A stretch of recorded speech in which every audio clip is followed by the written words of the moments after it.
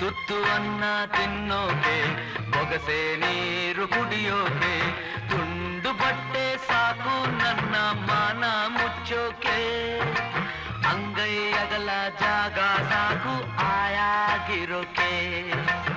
ತುತ್ತು ಅನ್ನ ತಿನ್ನೋಕೆ ಬೊಗಸೆ ನೀರು ಕುಡಿಯೋಕೆ